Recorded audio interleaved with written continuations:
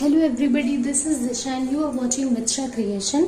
सो guys, आज हम सीखेंगे कुछ नई वोकैब्स। आज हमने थोड़ी सी डिफरेंट टाइप की वोकैब्स ली हैं जो आपके बेसिक से थोड़ा सा लेवल अप है एंड ये आपको हेल्प करेगी आपकी कॉन्वर्सेशन में, इंग्लिश स्पीकिंग में। ओके सो और ये वर्ड्स की मीनिंग जानना भी आपके लिए बहुत इंपॉर्टेंट है।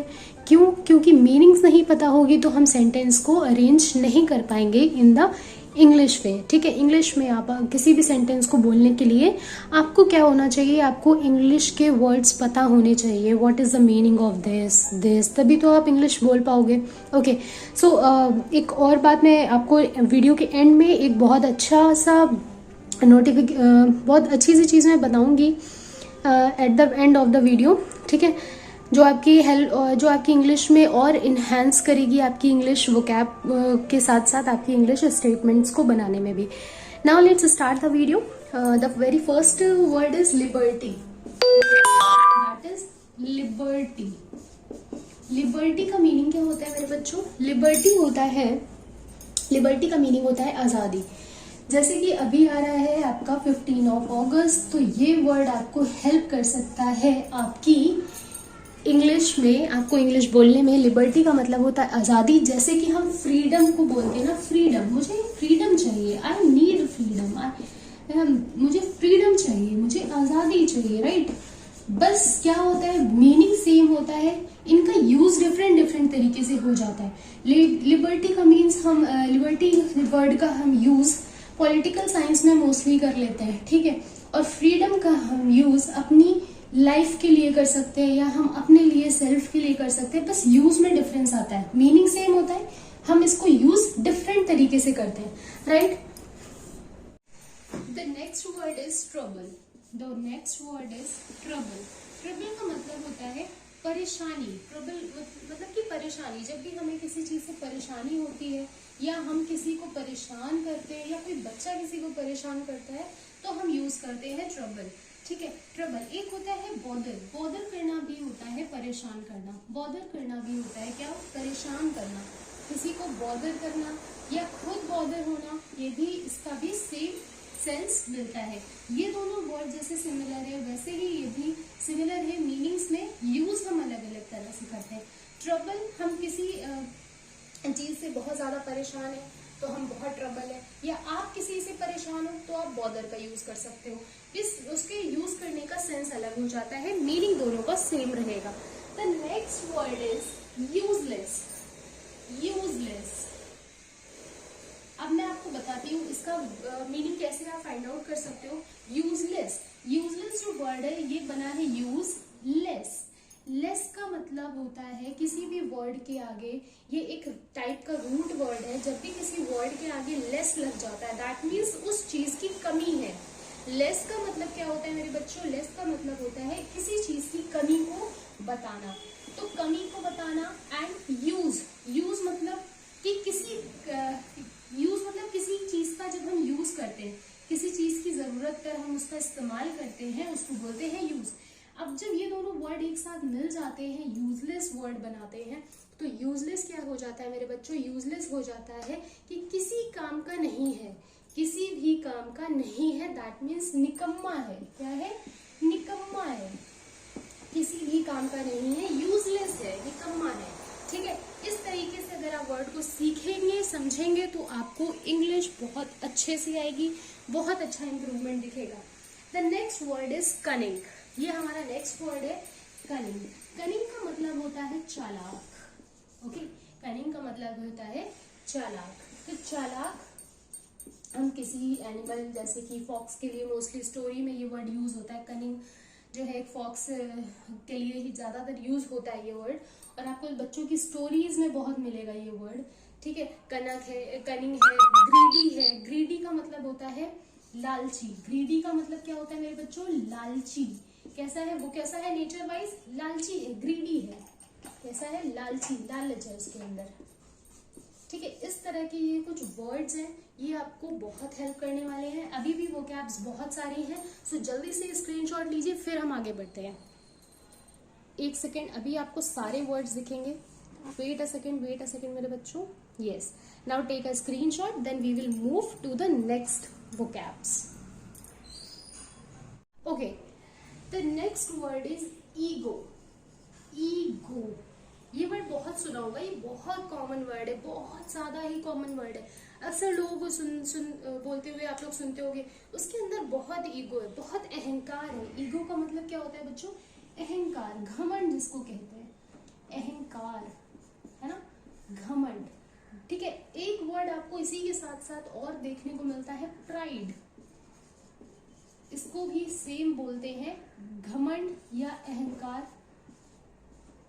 ठीक है, या हम इसको भी अहंकार कह सकते हैं। बट अब मैं आपको एक चीज और बता दूं, इन दोनों के यूज में क्या डिफरेंस आता है।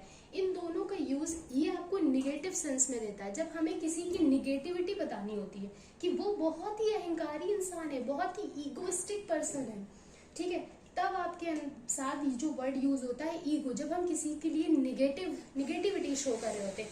लेकिन जब एक वर्ड आता है प्राइड, प्राइड का मतलब होता है कि मुझे उस चीज पर घमंड है। मीन्स जब आप किसी पर अपना हक दिखाते हो, या फिर आप जैसे कि मॉम डैड यूज कर सकते हैं कि मुझे प्राइड है अपने बच्चों पर, घमंड है मुझे अपने बच्चों पर। तो इस तरह का ये एक पॉजिटिव वर्ड होता है। ठीक है, आपको हमेशा इंग्लिश की लैंग्वेज, इंग्लिश ग्रामर में आपकी जो भी वोकैब्स होती हैं उनमें आपको पॉजिटिव वर्ड्स और निगेटिव वर्ड्स भी देखने को मिलते हैं। कुछ जो वर्ड्स होते हैं वो निगेटिव सेंस देते हैं, जैसे यहाँ पर ईगो है, ये आपको एक निगेटिव सेंस दे रहा है जब आपको किसी की निगेटिविटी बतानी है। लेकिन प्राइड मीनिंग सेम है, बट यूज क्या है उसका अलग हो जाता है, राइट। जैसे अभी मैंने आपको कुछ सिमिलर वर्ड्स बताए थे। The next one is hurry up. Hurry up, hurry up, भाई जल्दी कर लो, जल्दी करो, हरी अप। तो क्या होता है हरी अप का मतलब? जल्दी करो। ठीक है, तो हरी अप का जो यूज होता है वो होता है जल्दी करो, और हरी अप के साथ हम अक्सर एक्सक्लेमेटरी साइन लगाते हैं। ठीक है, तो ये क्या हो गया आपका, हरी अप, जल्दी करो। तो ये तो मोस्टली लोगों को पता होता है। लेकिन एक इसी के साथ एक वर्ड और आता है मेरे बच्चों, वो आता है हैस्टी। हैस्टी, एंड जैसा मैंने अभी आपको ऊपर बताया दो वर्ड्स के साथ, ego and pride, positive negative. ठीक है, सेम यहाँ पर भी होता है। हरी अप जो होता है वो पॉजिटिव सेंस में है, हैस्टे भी होता है जल्दी करो, बट निगेटिव सेंस में। मीनिंग क्या है आपका? सेम, बट यूज क्या है आपका? डिफरेंट। क्यों? क्योंकि जब हम किसी को डांट रहे होते हैं तो हम उसको हैस्टी कहते हैं। लेकिन हम जब किसी से कहते हैं प्लीज जल्दी कर लो, तो हम वहां पे हरी अप लगाते हैं। ठीक है, तो उसी तरीके से ये नेगेटिव सेंस का वर्ड है और ये एक पॉजिटिव सेंस का वर्ड है, बट इनके जो मीनिंग्स है वो सेम है, राइट। इस तरह से आपके कुछ वर्ड्स होते हैं, और ऐसे बहुत सारे वर्ड्स होते हैं। पूरी इंग्लिश में आपको ऐसे बहुत सारे वर्ड्स मिलेंगे, लेकिन हम आपको वो वर्ड्स यहाँ पे बता रहे हैं जो आपके लिए डेली लाइफ में, आपकी कॉन्वर्सेशन के लिए बहुत हेल्प करें। ओके, अब हम मूव करते हैं अपने नेक्स्ट वर्ड की तरफ। हमारा नेक्स्ट वर्ड है शिट। शिट, अक्सर ये वर्ड तो सभी बोलते हैं। अक्सर क्या ये हर कोई अपने मुंह से बोलता है शिट। तो ये शिट जो है इसका क्या मतलब होता है? सत्यानाश, बिगड़ गया। जब वो आपका कोई काम बिगड़ जाता है तो आप क्या बोलते हो? शिट। ठीक है, सत्यानाश हो गया, बिगड़ गया आपका कोई काम, या कोई काम बिगड़ जाता है तब आप इस वर्ड का यूज करते हो, दैट इज शिट। नेक्स्ट हम मूव करते हैं नथिंग स्पेशल। नथिंग स्पेशल का मतलब होता है कुछ खास नहीं। नथिंग स्पेशल से आप समझते हो कुछ खास नहीं, दैट मीन्स ये अक्सर लोग बोलते हैं क्या कर रहे हो? नथिंग स्पेशल, कुछ खास नहीं। ओके, सो नेक्स्ट मूव करते हैं हमारी नेक्स्ट वोकैब पे, that is all right. All right, ये वर्ड भी बहुत यूज होता है जब भी हम कॉन्वर्सेशन करते हैं। ये सारे वर्ड्स बहुत यूज होते हैं, all right, nothing special. So all right का मीनिंग होता है ठीक है, फाइन, आई एम फाइन, मैं ठीक हूँ। तो उसका भी मीनिंग आपका सेम होता है, but all right and fine का मीनिंग देखिए, यूज इसके अलग अलग है। बहुत ध्यान से समझिएगा, ये वर्ड आपको इजीली समझ में भी आएंगे और आपको इसकी हेल्प से बाकी वर्ड्स का भी मतलब समझ में आएगा। ऑल राइट, अगर आपसे कोई पूछे कि सब कैसा चल रहा है, ऑल राइट, सब ठीक है। आपसे कोई पूछे आप कैसे हो, तो आप कहोगे ऑल राइट। बहुत कम ऐसा होता है कि लोग ऑल राइट बोले, अदरवाइज बोलते हैं फाइन, मोस्टली फाइन बोलते हैं। फाइन ही सबसे ज्यादा बोला जाने वाला वर्ड है, ठीक है। तो फाइन क्या है, I am okay, I am all right, मैं ठीक हूँ, फाइन, मैं ठीक हूँ, ठीक है। तो ठीक हूँ इसका भी मतलब होता है या ठीक है। ओके, आपको दिख नहीं रहा होगा, वेट अ सेकेंड, मैं भी आपको अच्छे से सारे वर्ड्स दिखेंगे। ओके, सो आप जल्दी से इसको कैप्चर कर लीजिए। Now take a screenshot, then we will move to the next vocabs. Okay, जल्दी से स्क्रीनशॉट ले लीजिए। एंड स्टूडेंट्स, स्क्रीनशॉट लेना ही नहीं है, इसे लर्न भी करना है। बहुत इजी है लर्न करना, बिल्कुल भी डिफिकल्ट नहीं है, ठीक है। आप जल्दी से लर्न भी कर सकते हो। और स्क्रीनशॉट लेके आप रखा मत करो, कोशिश क्या करो कि वीडियो के साथ साथ ही आप पेंसिल, कॉपी, पेन जो भी है आप लेकर बैठो और लिखा करो साथ ही साथ में। जिससे कि क्या होगा ना कि आप लोग बाद में क्या करते हो, स्क्रीनशॉट लेके रख देते हो और बाद में आप उसको भूल जाते हो कि आपने ऐसा कुछ किया भी था, ठीक है। तो उससे बेटर है कि आप कॉपी पेन के साथ ही लेकर बैठा करो। Now we will move to the next vocab. Okay, now the next word is be attentive. Be attentive, तो बी अटेंटिव का मतलब क्या होता है मेरे बच्चों? बी अटेंटिव का मतलब होता है ध्यान से, ध्यान से, ठीक है। क्या होता है? ध्यान से, बी अटेंटिव या ध्यान दे। आपसे क्लास में मोस्टली टीचर्स आते होंगे, क्लास में बोलते होंगे बी अटेंटिव, ध्यान दीजिए। बी अटेंटिव चिल्ड्रन, आपको मतलब ध्यान देना है।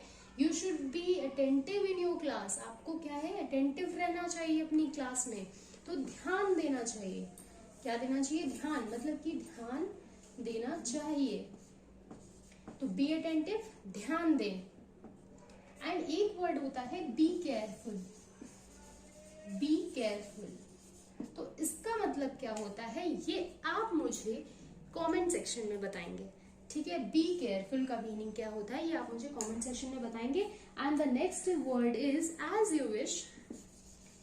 एज यू विश, यहाँ पर एक बहुत ही प्यारी सी चीज मैं आपको बताना चाहूंगी, दैट इज मोस्टली लोग यहाँ पर क्या करते हैं, एज योर विश यूज करते हैं। हमें एज यू विश बोलना होता है, ना कि एज योर विश, ठीक है। एज यू विश, जैसी आपकी इच्छा, जैसी आपकी इच्छा, जैसी आपकी इच्छा। एज यू विश मोस्टली ये कन्वर्सेशन में यूज होने वाला वर्ड है। एज यू विश, जैसी आपकी इच्छा।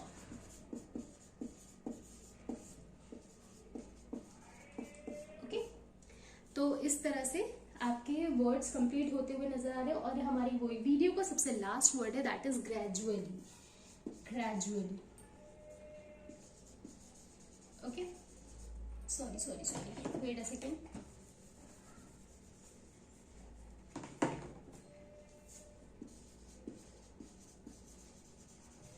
ओके, सो ग्रेजुअली क्या होता है बच्चों? ग्रेजुअली का मतलब होता है धीरे धीरे।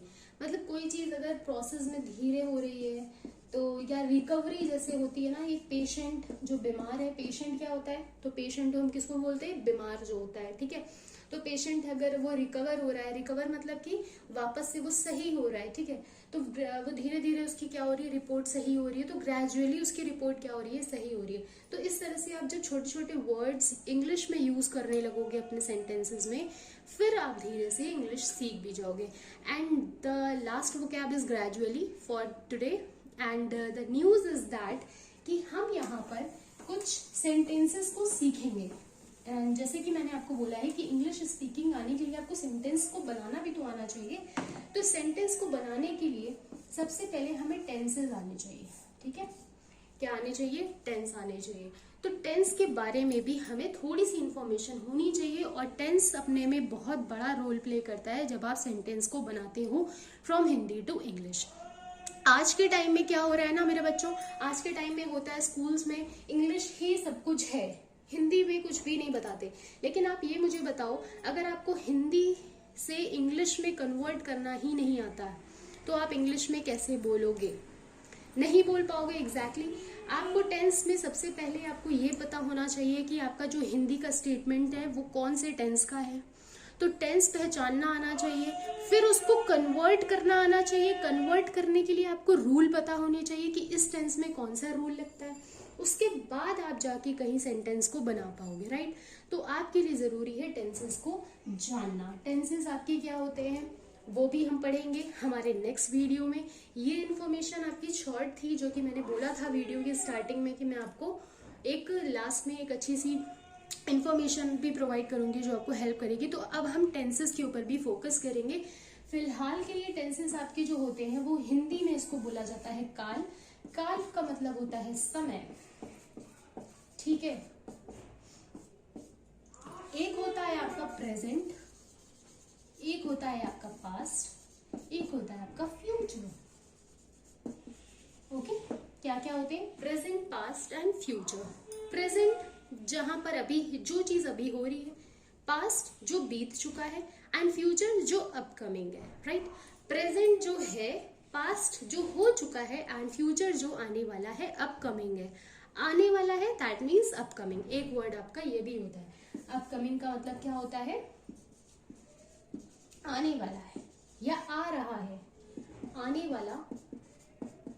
अब आप मुझे एक चीज बहुत अच्छे से बताओ, अपकमिंग क्या हम किसी इंसान के लिए, किसी पर्सन के लिए ये वर्ड लगा सकते हैं? अपकमिंग नहीं, ये हम किसी समय के लिए लगा सकते हैं या किसी ऐसी चीज के लिए लगा सकते हैं जो कि सर्टेन नहीं है, ठीक है, आने वाला है या आएगा, अपकमिंग है, ठीक है। अब किसी पर्सन के लिए कि वो आने वाला है तो उसके लिए हम अपकमिंग का यूज नहीं करते। तो वही चीज है, वर्ड्स बहुत सारे, यूज अलग अलग है। किसी को हम पर्सन के लिए यूज करते हैं, किसी वर्ड्स को हम पर्सन के लिए यूज नहीं करते। सो आज की वीडियो में इतना ही। We will meet you in the next video with the new topics. Okay, thank you and thanks for watching.